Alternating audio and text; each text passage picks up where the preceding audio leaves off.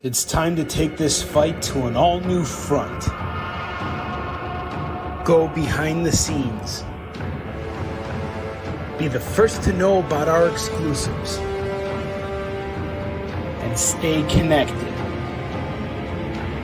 Only one man has what it takes to bring the fun of Comic-Con right to your screen.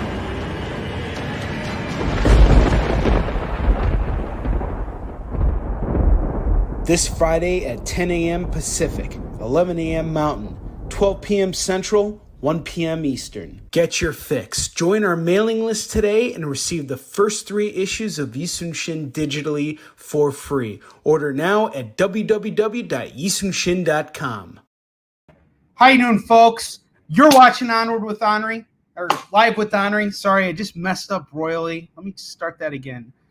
You're watching Live with Onrie. I'm your host, Onrie Kompan. I apologize. I'm just tinkering and messing with all the technology here because making a lot of changes here and learning a lot of stuff every day, and it's really amazing. And I just want to give a quick shout out to all the creators out there who are doing their thing right now and making it with their creative endeavors in this situation. You have all taught me so much and have allowed me to reach a groundbreaking point with bringing the convention experience back in some form or fashion through social media. And I am so much looking forward. I've been spending all week preparing for tomorrow's episode of Kicking It with Onrie, the live selling show. Now, just so you guys know, this is not a show that requires you to come on and buy things. This is a chance for us to talk, and I am going to be trying to sell you stuff, and I am going to be telling you about everything that I got going on, but obviously there is no point, there's no pressure to commit to buying anything. You can still, chat with me. You can ask me any questions you want, anything at all. We're going to be talking about comics for the full hour, and I am so excited to share that time with you. But that's not why we're gathered here tonight. Tonight we're gathered here to discuss a really, really awesome comic book that I got to read today. It's called The Macabre Motel, and it is currently on Kickstarter. I'm going to throw on our little banner here at the bottom. So it is on Kickstarter right now. All you got to do is this. You got to go to the site, kickstarter.com. You got to type in the title, Macabre Motel, and it'll pull everything right up. The book is almost 40% funded now, or 50% funded. Sorry, it's way past 40 now. It's getting to the halfway mark. And I got the creator here tonight. We're going to be talking with him right now, and I cannot wait to get to know this guy. He seems like a very ambitious gentleman. He reached out to me and he said, "Hey, Onrie, I want to come on your show." And I said, "Yeah, let's do it. Let's make it work." And he even sent me his book, and I loved it. I'm going to be back in the campaign myself just as soon as this episode is done. And I'm going to shut up now and introduce our guest, Frank Martin. How you doing, sir? I'm doing awesome. I love the enthusiasm. Yeah, I'm sorry. I totally slipped and fell tonight, man. My bad. I'm going to shut up for a second, and I want you to tell us who you are, what you do. My name is Frank Martin. I'm an author and a comic writer. I write prose and novels in addition to writing comics. I put out a couple different novels, typically speculative stuff like sci-fi and horror. As far as comics go, my main series has been Modern Testament, which is sort of like an anthology series. It's a whole bunch of short stories, urban fantasy, angels, demons, that kind of stuff. And I'm super excited about Macabre Motel, or Macabre Motel. You can pronounce it either way. Sorry. And it's a horror one-shot. It's more spooky, weird horror as opposed to gory, scary horror. And so far, people I've sent it to, like Onrie, have given me great feedback, and the reception has been positive. So I'm looking forward to pushing out into the world and seeing what all the Kickstarter backers think of it too. Awesome. Dude, I love the book. And without spoiling it for anyone, because, that would ruin all the fun and all the hard work that you've done. I just want to say that I really thought I'll tell you what it reminded me of. It was like stepping into a David Lynch movie, like straight up like stepping into a David Lynch movie, and like Psycho, the Alfred Hitchcock movie, like rolled into one. It was really like a wicked. I don't know if that's what you were going for, but that was what I took from it. You know what the strange thing is it feels like a whole bunch of different famous stories and popular stories kind of rolled into one. I'm not a huge David Lynch guy. I've never seen neither have I. I couldn't get past the first season. I don't know if everybody loves I've never seen Twin Peaks, but when I've talked to people, they said this is a definite Twin Peaks feel to it. I'm like, great. Great. So when I think of it immediately right off the bat, when I started even before I started writing it, I'm like, this is going to have a Twilight Zone feel to it. That was the show that I really used as the focus point. And Twilight Zone, Outer Limits, Tales from the Crypt, even sort of the show that I grew up on a hell of a lot, which was Are You Afraid of the Dark? Those anthology shows that are short, kind of burst stories, sometimes have a twist in the end and they get kind of crazy. And every time I talk to people, we come up with a different movie that it has a different flavor for. So it's obviously Psycho. It's got a lot of remnants of that. And even Beetlejuice, you know, quirky Tim Burton sort of horror where you just get a bunch of weird stuff thrown at you and they kind of embrace how bizarre it is. Yeah, right on. No, I just, you know, one of our guests or one of the audience members, past guest, Sean is watching and he said Twilight Zone. So very cool. I'm sorry. I heard everything you said just now. I'm kind of messing around with the platform a little bit and this whole StreamYard thing. So yeah. So taking it back, I'm you know, you mentioned Twilight Zone, and I was thinking about this. Episode of it that I saw, like where this one dude was like always like really greedy, and then like one night he like got like a bad fortune cookie. And suddenly he like got really hungry, and so he started just stuffing his face, and he couldn't stop eating, and his like stomach was like about to burst at the end. And it's like there were just such weird episodes of that, and like, you know, a lot of those weird things did happen. But now that you mentioned Twilight Zone, I'm like, yeah, you know, like I could see that too. Like it really does, you know, hit on that. And the thing is I will say about David Lynch, I do like his movies more than I did like Twin Peaks. Like I wouldn't say like that's the only way to define him. So he's had some like good weird movies, but one thing I also noticed too is like here you are, you're my guest on the first day of October. It's the start of like the month of Halloween. You got, you know, this really cool horror one shot. So at the end, I kind of got the impression that there was going to be more. Are you planning on doing future one shots where you kind of like do more self-contained stories? You know, I never say never for anything. Everything is always open in my book. That said, this particular story, this particular universe is planned as a one shot, and I definitely left it open. I do that with a lot of my writing, where I pull people in, I flesh out the universe, and I like people. I ended on a solid note, but there's enough that people are going to wonder what happens next, and they can fill in the blanks themselves. And I really dig that with an ending like this, where it's a cliffhanger, but at the same token, when people read it, they said, you know what, I was satisfied with this ending. It really did it for me as a self-contained story. But yeah, I love writing one shots. Sometimes I love dragging stories on, but still too, I love just getting in cover to cover, one story, not worried about what comes next. That's awesome. I agree with you. And I think it's a great way to like, it doesn't matter what your experience level is in comics. And to be honest with you, like I've done short stories within comics. So like I've had to work with like 8 pages to tell a story with a beginning, middle, and end when I did Tales from the Crypt. So, you know, I know the experience of, you know, working within such tight parameters, but I agree with you. It's such a great thing when you can actually put together a good, solid one shot. It really shows that you have a good understanding of how comics work as a medium, because I think all the action needs to kind of like be there. Everything we need to know about the characters needs to be there. And, you know, you really nailed it. And you didn't meander. It's not like you put stuff in there that didn't need to be there. Your one shot was just like one big fine cut of beef. I really enjoyed it. It was just the imagery too. Tell me a little bit about the art. So Alper Cackle is the artist. He's from Turkey, I believe, and he has a colorist partner that he brought on. I wrote the script before I had an artist attached to it. I knew the feeling that I was going for. I wanted something that it wasn't too flashy. It wasn't hyper realistic. It felt just grounded enough that it gave you a sense of realism, but enough quirkiness and edginess to it that it still made you feel uneasy and on edge when you were looking at it. And it starts from the very beginning when you have this look. It has a particular look to it where it draws you into the real groundness of the story, and he's able to flesh it out so slowly that the weirder the story gets, the weirder the art gets, to the point where you're just like, it goes off the rails, and he does a fabulous job with those moments where you're just like, this is bizarre.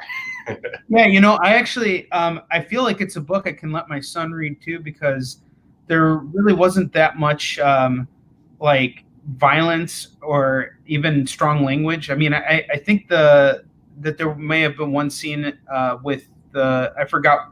That's just because I forgot what she said. The lady that is standing in front of the hotel who's telling them that it's Delilah, the grumpy lady. Yeah. Her name is Delilah. I don't think as a general rule of thumb, I don't use harsh language. I don't know why. No, that's smart. I mean, sometimes the story, you just can't get around it. I'm just like, yeah, let's just start dropping some F-bombs. But for the most part, there's certain things I don't do. I try to keep the language fairly contained. I try not to do any pop culture references. I try not to drop any name brands. I don't know why. I like kind of making my stories feel timeless in a way. And especially this one, because motels in general have a timeless feel to them, or a story out of time, where this can really, it doesn't really narrow down an era. Like when does this really take place? Can it be the 80s? Can it be the 90s, or even earlier, or even in the future? Because some parts of rural America that aren't that well developed, or other parts of the world, you still see just roadside motels with a bunch of weird people hanging out. So absolutely, I've stayed in them all. I've been going to conventions, and I think that's the appeal of the story. The appeal of the story is that it's such a familiar premise. Yes, it is indeed. I agree. Being tired, needing a place. Everybody has stayed at a place other than their house. And everybody has encountered people that are weird. We're just like, okay, I got to deal with this person. Maybe for the next half an hour, they're super weird, and then they're out of my life. Trying to hint at something after the show's over, you're gonna be like, that Onrie guy, what a weirdo. I think these scenarios, staying in a motel, encountering bizarre people, they're really familiar to everyone. And I think what this guy goes through is he figures, look, this is one night. It's a junky motel. There's a bunch of weird people, but in the morning I'm going to be on my way. And it starts to unravel where he finds the interaction a lot more difficult than he anticipated. It's like Sphere, where this weird scenario that you were hoping to just bulldoze through is not as easy as you thought. Huh. Well, that kind of described my day today, actually. Well, I have a question here from one of our listeners right now. What is your favorite panel that you ever made? I'm gonna cheat. I'm gonna say it's a panel in this book, and does that count? It's a double page. It's a double page splash. So it's just one panel on 2 pages, just one image, and it's actually it's the Kickstarter image on the Kickstarter image. But what's not on the Kickstarter image is I lettered my own book, and if you look on the project image for the Kickstarter, it's a guy floating through space, and he's screaming. But I don't have the lettering in the page, and what I did for the lettering was, Onrie, maybe you can recall this particular image, is I wrapped the scream around him. And I'm not a great letterer, and I tinkered with that for a while, and I got it to look exactly the way I wanted it to. So I was particularly just proud of my lettering skills, and just that it's a humongous image. It's the only splash page, and it's the only double page spread. So it's both of those in one, and it just kind of hits you. It's that moment of the story where you're like, I have no idea where this is going next. That is so cool. It's interesting that you mentioned that, because I think lettering is one of the most important aspects of, what what this whole medium is about, because without it, you don't have a complete comics experience.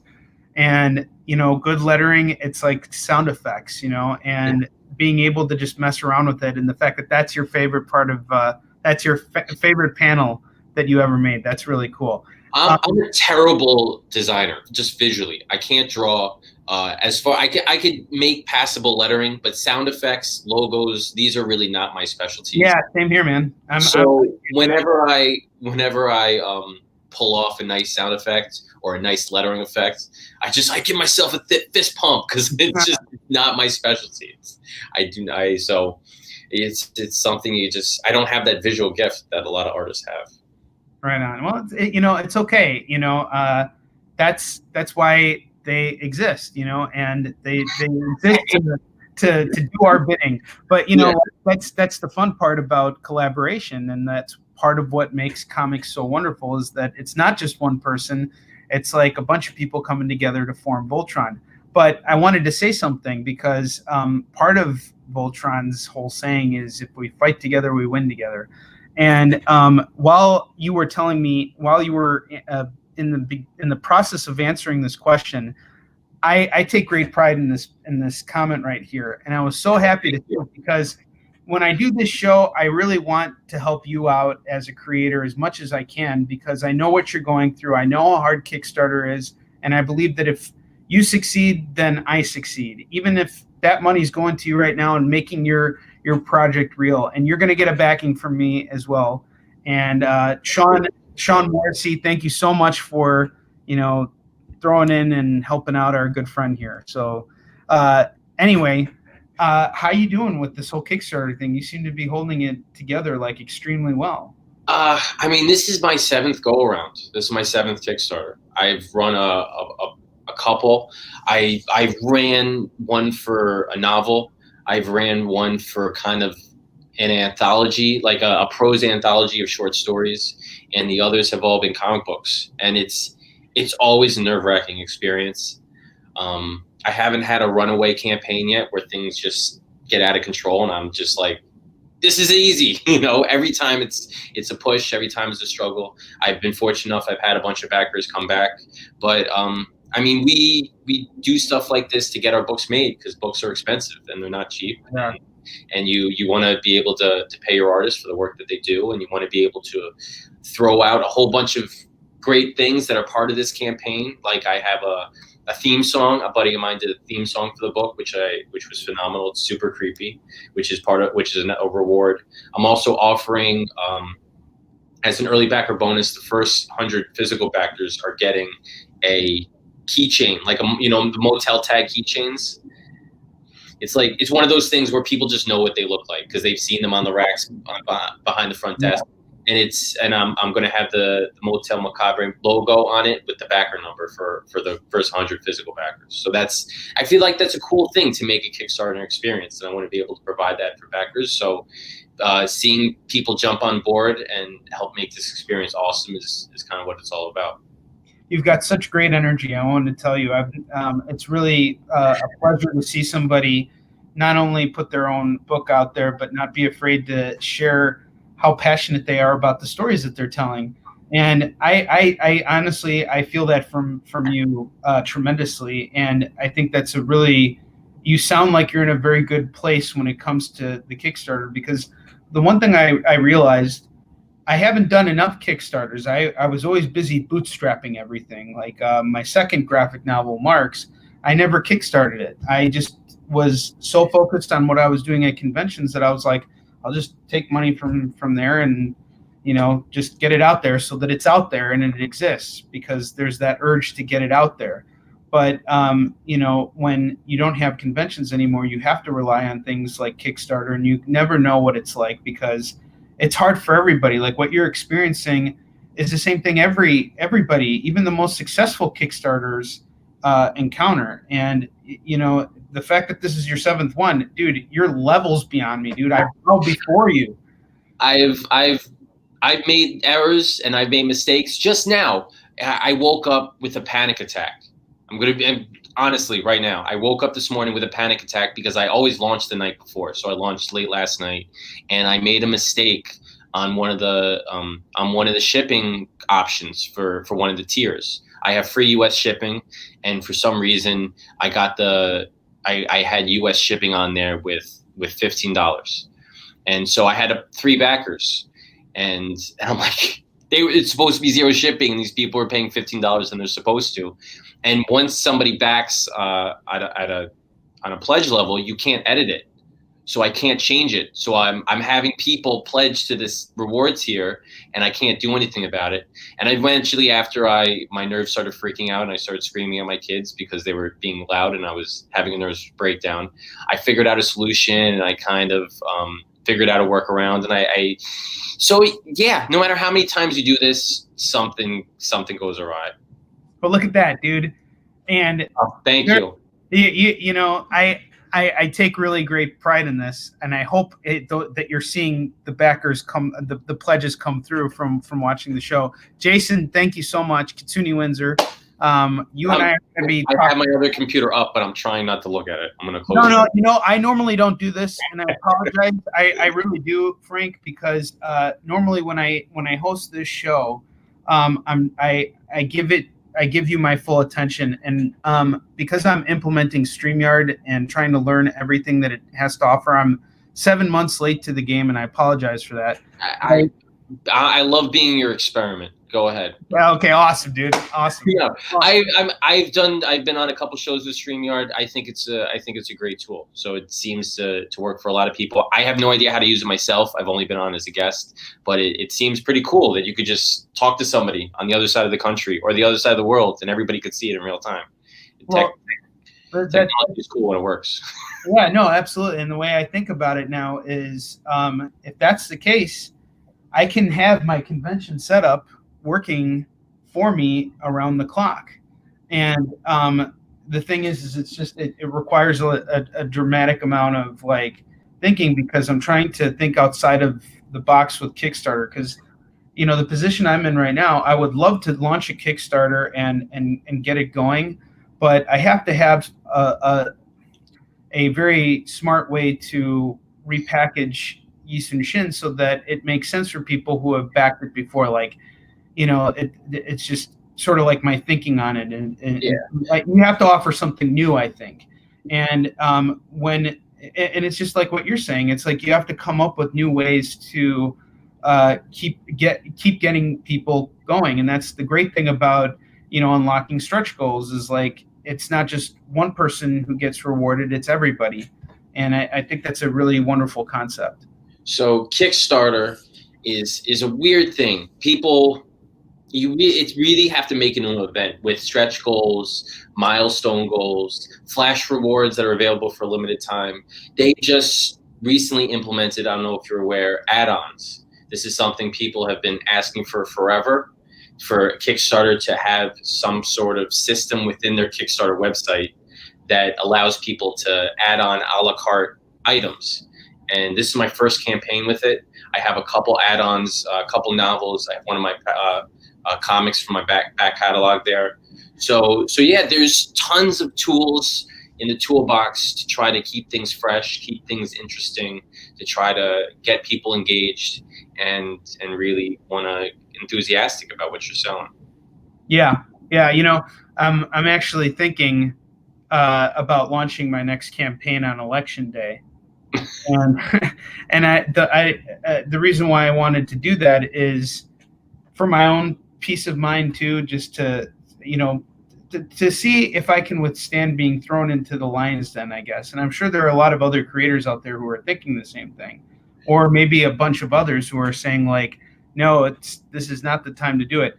And, you know, I've spoken with a lot of people about there being a specific time to launch Kickstarters that will be advantageous to you. Is there a reason why you picked this particular time other than the fact that it's October? Is there something about this month that, you know, it kind of makes you feel like you can give a stronger push? I mean, yeah, October. I thought obviously October, Halloween. I love this kind of. I feel like Halloween is all of October. You know, it's the gearing up towards that holiday. It's my kids love it. I love it, and it's just a great time to get people excited. Personally, I ended it on the 28th because I wanted to get out before the election. But everybody has different mindsets, and everybody's different. I think a lot of people are feeling October. A lot of campaigns are launching or going live now, and a lot of these things are counterintuitive to common sense. Like, for instance, a lot of people say, I don't want to launch during the holidays because I'm afraid people are going to be buying up gifts and nobody's going to have any money left over. And tons of people that I know launched right in the middle of the holiday crunch, and they do fabulous. So it's really all about rallying your troops. You know, if you have a Kickstarter is not magical. You can't put it on there and just hope to be successful. You really got to put in the legwork ahead of time, and as long as you do that, as long as you put in the prep and you have a good base, such as mailing list or a large social media reach, or somebody in your corner with a large social media reach, or a huge ad spend, as long as you have certain tools to kind of work with, it's all about eyeballs and numbers. And as long as you drive as much people as you can to your page, sooner or later, you're going to get enough to hit that funding goal. Well, it's funny because everything you said just now echoes to another part of me that's like, no, don't launch yet. Do extra planning. Like, because I've done 2 already, both of them were successful. But yes, there's nothing magical about it at all. The magic, like the second you hit that launch button, the magic's gone. You know, it's just like everything is different, and it doesn't matter how much experience you have because it's always the same thing. But you know, that's why I think it's important to stay active and to be talking to people and to, you know, just keep your brain working. And you know, I tip my hat to Alton Simpson because last week he's in the middle of his Kickstarter right now. He's about to finish, and you know, for his book Vampires of New Jersey #7, that ends this Friday, folks. So just so you know, you back that too. But yeah, Alton, anyway, you know, he had this online convention going on last weekend, and he just, you know, asked a bunch of creators to come on and talk, and he brought guests from all different backgrounds. It wasn't just like comics people. He had lots of comics people, but he had a lot of like film people there too. He had like some actors on there who had actually like been in Kevin Smith movies and stuff, and you know, it was just really cool to like keep that going, but it's exhausting. You know, like he was up like straight up for like 3 days and 3 nights without any sleep because, you know, hosting these things and going on for like 5 hours, it's like you're not getting much of a break. You got to keep everything going hour after hour. You know, you can probably get up at some point and sneak and go to the bathroom, but you're stuck in front of your computer. You got to keep people engaged, and that's hard. And you got to hope that that's going to get to you having some more backers. So, you know, like I tip my hat off to all the efforts that you guys have to put into actually making these Kickstarters work, you know, because I'm going to be doing it very soon myself. Honestly, thank you, but also thank you because it's people like you that bring us on, that are willing to talk to us and push our work and give us honest feedback. And without you guys, it would be monumentally difficult. So, definitely, you don't have to give up your time to kind of do this. So I do because I learn. You know, it's like this is talking to you and talking to all of my guests. It's the best college experience ever. That's an education. You know, every single person has something to offer, and if you know you listen, you can learn. And there are so many things being done now with digital marketing. It's the amount of creativity that goes into actually making the comic itself is only the beginning of the creativity involved of actually making it in comics. You have to be very, you know, especially when you're self-publishing, you have to go after it. It's not just going to come and you know, the gift is not just going to come and present itself to you. You have to earn the damn thing, you know. I being an author and a comic writer, I get to see kind of the differences between the two communities. And when it comes to crowdfunding and Kickstarter, the comics community is incredible as opposed to the novel category of Kickstarter. I've Kickstarted a novel, and it's so different. You certainly don't have as much support, and so when you launch a comic, even though there's so many more, I feel, comic books on there than novels, The comic community really rallies towards you. Not just the writers and creators, but also the artists that don't have a stake in the book, have just been paid and they're done, or the fans too. They want to see you succeed, as opposed to the novel category, which is more like, okay, I like this book and I'm going to read it, and that's kind of the extent of it. So seeing other people around you who are enthusiastic, it's easy to be enthusiastic, you know. I want to get into more personal territory with you if you're okay with that. I'm just curious to know you. You're my guest now, and I consider you a friend, and here I am waving a pair of scissors. There's a reason for that, by the way. I'm sorry. I should get this offset. But my question to you is, I noticed when I was, writing up your profile for, your intro for the show, I noticed that you have 3 kids. How are you managing that right now during a pandemic and during a crowdfunding campaign? Because I think another thing that we forget to do as creators is really listen to ourselves. We're so enamored with the work that it's almost as if the world around us does not exist, but it still does. You know, like if you have a wife, you got to pay attention to her. If you got kids, you got to raise them. So how has it been for you? A lot of Valium is the secret. A lot of Valium. No, honestly, it comes down to not wasting moments, seizing every single moment of the day. So, for instance, maybe not this Father's Day, I think last Father's Day, my wife asked me, "What do you want for Father's Day?" And I said, without thinking, "I want a waterproof notepad." She's like, "A waterproof notepad?" I said, they must exist. These things, I've never seen one before, but it has to exist. She Googled it. Sure enough, they make waterproof notepads with little stickies that you put in the shower and you could write on in the shower. So I can't tell you how many times I've been in the shower and I had the perfect line of dialogue or the perfect log line or something that I needed to write down that I'm like, I can't wait. I just have to jump out of the shower and write this down. But now I got a pen and paper in the shower that I'm taking notes with. So it's just little things like that I don't waste moments of the day. I write on my phone. Sometimes I used to have a flip phone. They don't make them anymore, but you flip them up and they got a keyboard. I used to buy them on eBay because they don't sell them anymore, but now they broke and I can't use it. So now I just use, on my phone, I would go to my email and I would just start drafting an email, but actually write, so that when I go on my computer, I can just see the draft and copy and paste it and just keep on writing. So little things like that add up a long way.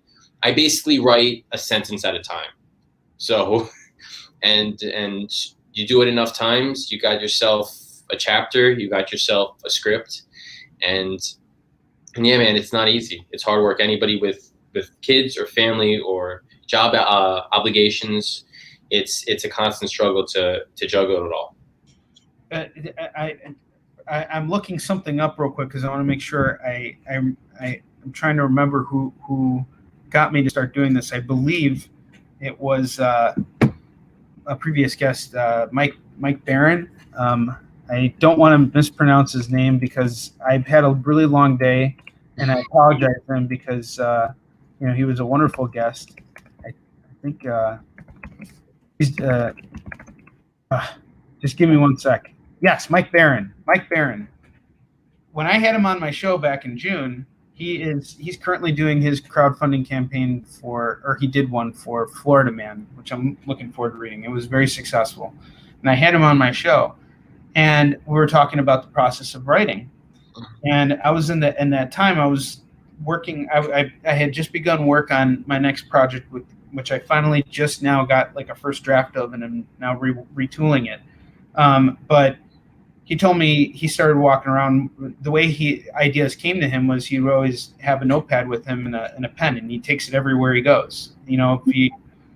It doesn't matter where he goes, he's always got it. And so I started doing the same thing. I'm like, the hell with it. And I find myself using it more and more now. And I can't tell you how many times I've had really good ideas stick with me. And I figured if I don't take note of it, and I still remember it later on, then it was actually a good idea. If I forgot about it, it wasn't a good idea, and that's okay. The worst is right before you go to sleep. I can't tell you how many times I have a flash of brilliance right before I go to sleep. And I'm like, okay, I'm just going to wake up and write this down. I wake up and you're like, what was it? I know it was something, but I don't know what it was. I can't remember. Also, a good thing is, like, if I know I got to make a long drive somewhere and I'm by myself, if I just, I kind of think beforehand, what sort of brainstorm session writing wise can I do while I'm driving? Because driving, you're by yourself. Sometimes your mind drifts. So I'm like, do I have a story that I need to outline in my head, or do I need to figure something out? And yeah, it's just using those moments to try to not let it go to waste. And yeah, it's momentum is what it is. I tell people always tell me, how do I get into writing? I can never do it. I say, start small. You know, if you 100 words a day, it doesn't matter what it is, because momentum breeds creativity. So if you stop for one day, it's easy to stop for 2 days. It's easy to stop for 3 days. No matter what it is, just keep going. Just keep trucking. Put your head down. Hit the keyboard, and don't stop. Yeah, you know, Ted Sikora, he told me that too when I was, because man, I got to tell you, I had to dig I had to go into very, very dark territory and dig really deep for this next story. And it took me a long time, because it started as something. What it started as and what it is now are two different things. And when I was having blocks at first, because I was always hating everything that came out of me, it was Ted Sikora who told me, just give yourself 2 minutes a day to write something down, because at least that's just like, you're already getting it out there. You're not just, it's not up in your head anymore. You're getting it down on paper, and there's something to be said about that, you know. And I keep a journal. Actually, I've kept a journal, and I've recorded every single day of my life since April 21st, 2006. But if I'm like in the shower and I get an idea, I just kind of let it meander for a little bit and see what happens, you know. People tell me when I'm stuck, they're like, I can't make this good. I'm like, don't worry about good. Don't just worry about done. And then I said, in fact, do the opposite. I want you to write something bad. Just get a blank document and just write the worst thing you could possibly do, because if something's bad, it's better than it not existing at all. So you got to just kind of sometimes push through that mental wall. Yeah, for sure. I totally agree with that. I think that the ability to just crap it out, it's just like it. But I mean, literally, that's what you got to do sometimes. And you're like, okay, I wrote a scene, and you're never going to use it. I mean, I can't tell you how many times I've had to rewrite what I've done and completely start from scratch, completely start from the beginning. And it's like a house of cards. You start trying to build it, and then all of a sudden a gust of wind knocks it over, and then you got to start from scratch. You might have a script that's 12 pages, and because of one small change, everything doesn't work anymore. You got to start from the beginning. And you're right. It's, you know, you just got to keep going. And that's why I think it's so cool that you're doing one-shots, is because like you get in and like you said, you're done. You don't have to spend this whole time world building and, you know, thinking about the leads and all this stuff. It's a story that is a contained, you know, like it's a contained story. It has a beginning, middle, and end already in place. So you don't have to spend too much time with the characters. You kind of get a gist of who they are with like one word balloon, you know. One of my buddies who read this story, and they said, one thing I really liked about the story is that the fact that the characters, just going off of what you said, is that you interact with them for such a brief period of time, but because they're so strange and so weird, they have a profound impact on you that really expands beyond the page. You know, they have a whole backstory, a whole history to them that's never touched upon, because you have this contained short universe. So even though the story is a one shot, you get in, you get out, you have this journey, and you follow our main character through it. It really expands beyond that. You're like, what's going on here? What's the deal with all these different characters? What's the deal with the motel? And that's why a lot of people say, look, you could write a whole series based on this one story. And I'm like, no, this is what I'm giving you, and you're going to have to live with it.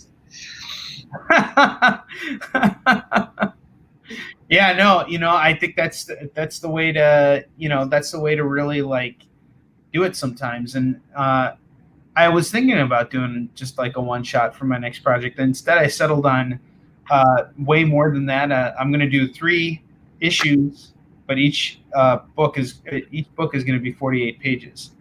Yeah. And so it's just like 3 issues and it's done.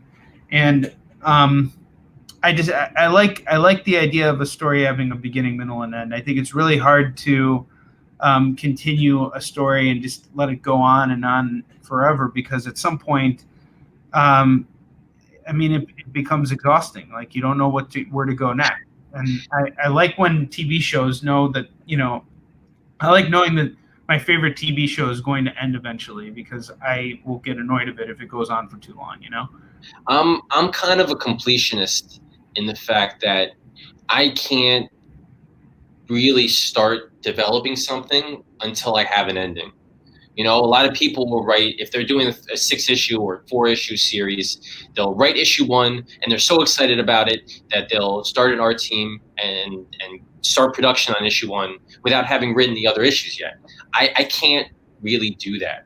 I need, not that I'll write out the script, but I'll have the story completely plotted, completely outlined, and I'll know where I'm going, and I know where I'm going to end up when I'm doing on issue 1. And each different format is a skill set in its own, whether it's a short story, a one-shot, a serialized issues. To make it easy, I hear prose authors talk about this all the time, where they think because you write a novel, you can write a short story, or because you've written 20 short stories, you can write a longer length, you can write a novel. They're 2 totally different mindsets.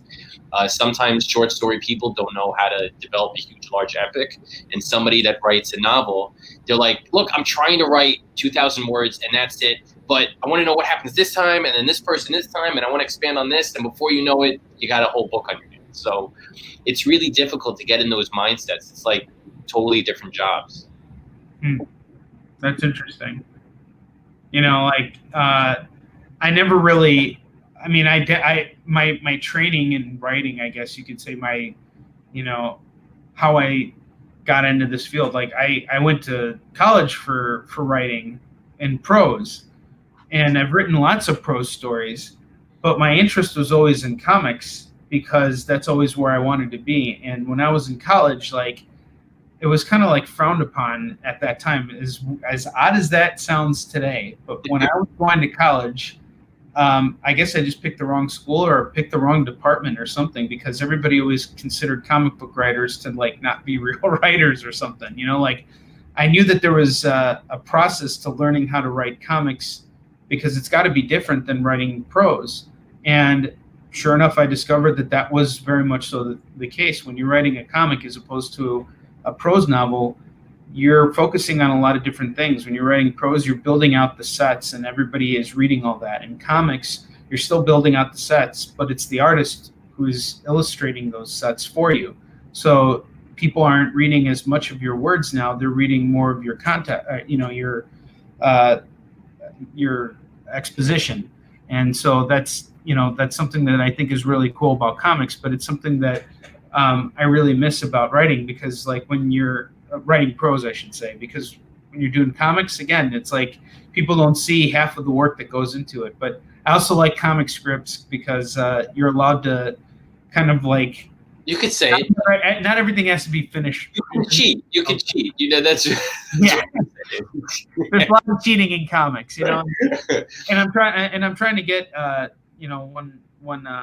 one guy I'm working with right now to kind of get that, because it's his first comic, and he feels like a script has to be finished and it can't be changed. It's like scripts are changed all the time. That's how it works. It's not changed to the point where you want the artist redrawing everything after they've inked a page. You don't want them going back and having to do that again. But when it comes to dialogue and things like that, you gotta have a sense of what's going to fit on the page. And sometimes you need words on the script to pick from, to cherry pick from.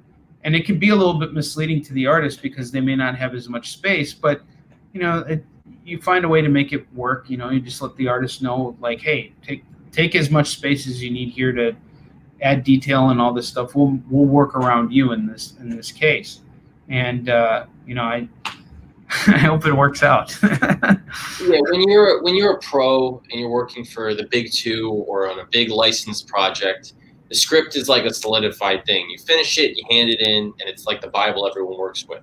For me, especially since I'm lettering my own work, the script is more like a living document. You know, it's constantly shifting, it's constantly changing, right up until the moment that I'm putting the actual letters on the page, depending on how the art works. And because if you're a letterer and somebody's hiring you, you really have to follow the script because it's the artist, the writer's words. But if you're doing your own stuff, it's me. I don't really care. So I agree with you. If you're doing it for like a big publisher, you got to have a final script. But keep in mind, the editorial department is still making those decisions at the end of the day. The final script may not necessarily be the final script because editorial might not be able to make certain words fit within the captions. Like, keep in mind too that like the writer is not sitting in front of the art and knowing exactly how much text is going to fit in certain areas. So I think like when it comes to editorial, someone's always going to have that job. It just falls on us when we're doing it ourselves because, you know, we're self-publishing or whatever the case is, you know. But, you know, I don't know if you have an editor. Like, are you on this project? I did not. No. I workshopped the script. It went through a couple different drafts. So I had a bunch of critiquers who went through it, who told me what they liked, what they didn't like this guy. I hope that's me. It's definitely not me. I'll tell you that. How you doing, man? Good to Thank you, Dan. Thank you for helping out our friend here. So I got so excited I forgot what I was talking about. Oh, critiques workshop. So yeah, I had a bunch of different people. They gave me their critiques. I listened to their feedback, and that's how I edited the script, and that's how I changed a bunch of things around. But I didn't have, for this particular project, I didn't have a solid editor that looked everything over and was moving stuff around. You were doing it yourself. Yes, as far as making sure stuff flowed with the artwork, making sure that the lettering was the way it was supposed to be, because I was the one lettering too. So, yeah, it was roughly on my shoulders. And so you self-edited. How much work is that when you're sitting in front of the computer for like endless hours, just making sure everything reads right and that like all the pages are in order and like, you know, you don't make one small mistake that can set off the entire experience? It's tough when you're self-editing. Especially the artwork, because you have such an emotional tie to the story. The story originally came from your head. It didn't come from someone else's head. So then when you were talking about prose versus comics, the way I always describe it is when prose, you have a direct shot to the reader. You're putting words on the page, the reader's reading them. But in comics, you're essentially using the artist as a conduit to tell the story. And when you're editing, you really have to trust that conduit to a degree. It's not going to look exactly as you did in your head. They might have even changed something in the script. They might have just said, I thought that this works better. And you really have to have that level of trust that they know what they're talking about, you know? So it's a push and pull, it's a balance, it's a back and forth to making sure that things flow, that things work the way you want them to work, while also allowing the artist to be a storyteller as well. I agree. I think the fact that artists, it's the artist's job to tell a story with their artwork. And, you know, it's not a matter of how many panels you have on the page. It's a matter of making it actually work. You could have 10 panels on one page filled with so much context, you have no idea. I mean, just read an Alan Moore graphic novel or anything Stan Lee has ever written. I mean, you got as much bang for your artwork as you did with your writing.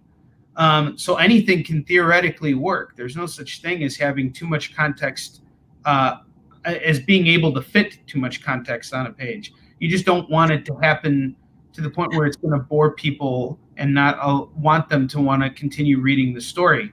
So that's a really important aspect to it, is that there has to be certain things that you deliver on in comics. And again, going back to the whole thing about one-shots, I think it's really cool that you know this going in, that you have to do everything right away, and that's it. You're not going to drag this on. You're just going to hit, and that's it, and you move on. Yeah, this comes from growing up watching stuff like Twilight Zone, watching stuff like Are You Afraid of the Dark, where they really focus hard on telling a story. They're introducing characters, they're telling a story with those characters, and then when the episode is over, you're leaving those characters forever. They're not coming back in the next episode. So you really got to wrap things up in a satisfying way. Yes, I agree with you. I think that's very true. So aside from Twilight Zone, what else are you watching? What else am I watching right now? Yeah. Utopia? I'm sorry? Utopia? No, I'm not watching Utopia. I'm looking forward to the season 2 of The Boys. Yes, that's been great, by the way. I loved it. Well, you know what? I am one of these people that I'm waiting until the whole thing is available before I So what I kind of timed it. I was hoping October 1st I could start my rewatch of season 1, and by the time I'm done, all the episodes will be released. Yeah. I should have done that, man. I'm so stupid. So no, I really dug that show. I thought it was awesome. So I rarely rewatch stuff, but it's 8 episodes and it was awesome. I'm like, I'm gonna rewatch the season 1. Oh, dude, season 2 has been so fantastic, and I stopped last week and I started watching the last season of Better Call Saul, and that's been really good. I don't know if you ever watched Breaking Bad. I've seen all of Breaking Bad. I've seen all of Better Call Saul that's been on Netflix, and for some reason they're very delayed on getting the new season up on Netflix. So I don't know what the latest season was that was just aired on AMC, but that's I'm a season behind what's been available because that's how I watched this through Netflix. So let's talk comics now. We're kind of nearing the end of the show here, but there is one thing. We talked about TV shows. Now let's talk about comics. What kind of comics inspire you? What are you reading now? What have you read before? What brought you into this business? I would say everybody remembers the comic that really hooked them. So I read comics a lot as a kid. Not religiously, like I didn't go to the store every week, but if I was in the bookstore or the drugstore and I saw them on the spinning rack, I would kind of get my parents to buy one and I would read it here and there. But the one that hooked me where I was like that addict where I had to come back for more was Ultimate Spider-Man number 13. Oh my God, are you serious, dude? Yeah. I love that. That's the comic that got me back into comics. Yeah, that was the book. I did that number 2, and number 1 was going for like $50 at the time, and I was like, I need that book. And I worked. I had a job, thank God, and like I was able to like buy it in like one paycheck. It was awesome. That was such a good book that got me back into comics. And honestly, if it wasn't for Ultimate Spider-Man number 1, I don't know if I ever would have truly pursued a career in comics because it was such a different game back then. You know. So I mean, they had the whole marketing plan. We're going to relaunch the Ultimate Universe, or the Universe, the Ultimate Universe. We're going to suck in this new generation. And I was there like, shoot me up. Yeah, and now think about that though for a second. Think about how spectacular a fail that could have been. It could have been huge. You know, it could have been a fail too, but it wasn't. It was such a hit. I mean, you had Bendis and Bagley. I mean, those two. What a team! And it made me a big Mark Millar fan too, because all the X-Men, and then they went together for Fantastic Four. In the very beginning of the Ultimate Universe, they had a clear vision. And I love those books. I was kind of sucking up everything they had. And as time went on and they passed the baton to other creative teams, I thought it kind of fell apart a little bit. They lost that initial mission statement as far as Ultimate Universe. Oh, yeah, absolutely. So it definitely fell apart. But you know what? It was a great – they gave us great stories, great takes on these characters, and great original characters too. Like I was originally immediately struck with Miles Morales. I thought he was a great addition and I'm glad that they kept him alive. And I think it's awesome that he's seen so much success in movies and in video games. That it's kind of crazy that they killed off Peter Parker. They introduced a half-black Puerto Rican Spider-Man, and now he's huge. I just thought and coexists with Peter Parker. I mean, that's how big he is now. Yeah. You know, I think he's the second biggest thing that happened to Spider-Man since Venom. Yeah. And it's really cool because one of my good friends is Jim Salicrup, who brought Venom to life. And I saw Venom with him the night it was premiered, and it was a really cool experience to be with somebody who had created such an icon when I was growing up. But I can't imagine how many more people identify with Miles Morales. But that's not what I want to speak to. I want to speak to the fact that I actually know what happened in Ultimate Spider-Man number 13. That was the issue where he reveals to Mary Jane that he's Spider-Man. It is. It was like That was it a very bizarre issue, especially one that gets you hooked into comics because that's all they do. They don't do anything else. There's no action. There's no fighting. It's just two teenagers in a room talking about this unbelievable secret that one of them has, and it was real, you know. Yeah, you know, it's interesting. I had Paul Jenkins on here back in May, and he had also written a really controversial issue of Spider-Man. He actually introduced the first Black Spider-Man prior to Miles Morales, and you know, I know that technically Miles is half Puerto Rican too, but anyway, he did a really fantastic one-shot. As a matter of fact, ironic. It was Peter Parker, the Spectacular Spider-Man number 33 or 35. And it's a fantastic one-shot book. I mean, it just, the story will bring you to tears. It's fantastic. I'm looking at something. It was I think Humberto Ramos did the cover for it, but it was a different artist illustrating the inside. But it was Paul Jenkins also he also created one of my favorite characters, which is Sentry. I'm a huge Sentry fan too. Oh my God, Sentry! I have to actually go back and read that book. You know, like that was pretty cool. Sentry was awesome. I was introduced with him when Bendis picked him up and put him in Avengers, and I didn't really know who he was. And then I went back and I read the original series with him, and then I read the follow-up series with him.